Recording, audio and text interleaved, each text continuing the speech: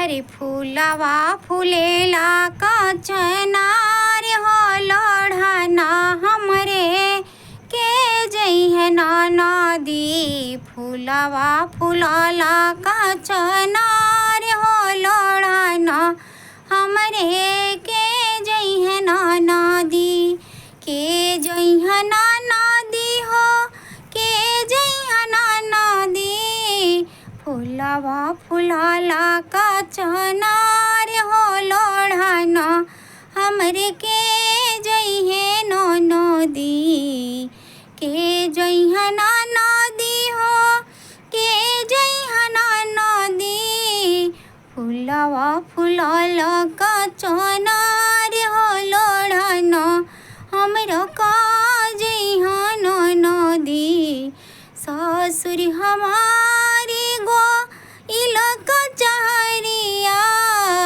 ससुर हमारे गो इलक चहरिया।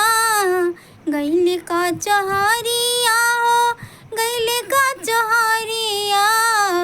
सासू जी बड़ी रंगदार हो लोढ़नो हमरे के जइहे नदी। सासू जी बड़ी रंगदार हो लोढ़ना हमरे के जइहे नदी। के जइहे नदी हो के जइहे नदी। के जइहे नदी हो के जइहे नदी। फूलवा फूलेला कचनार हो लोढ़ना हमरे के जइहे नदी। जेठऊ हमारे गइले ऑफिसिया। जेठ जी हमारे गइले ऑफिसिया।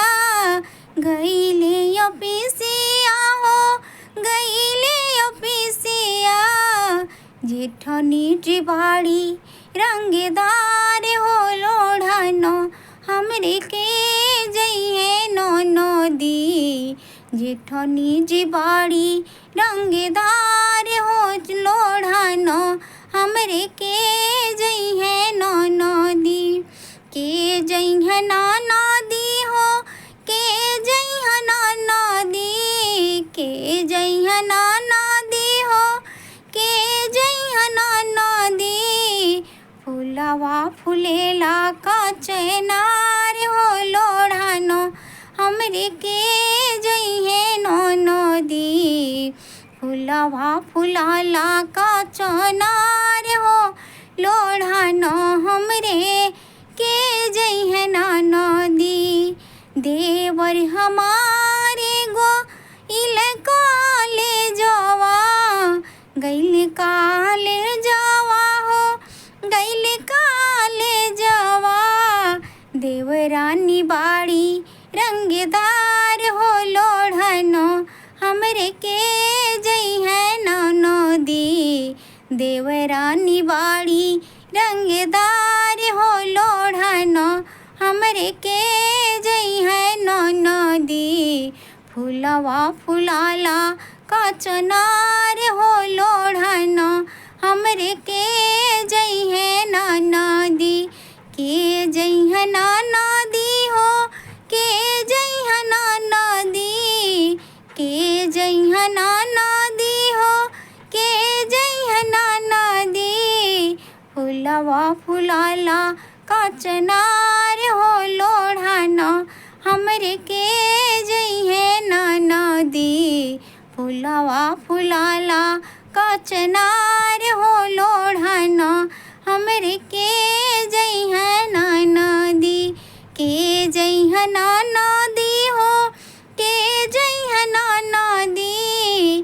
के जइहे नदी हो के जइहे नदी। फूलवा फूलला कचनार हो लोढ़ना हमरे के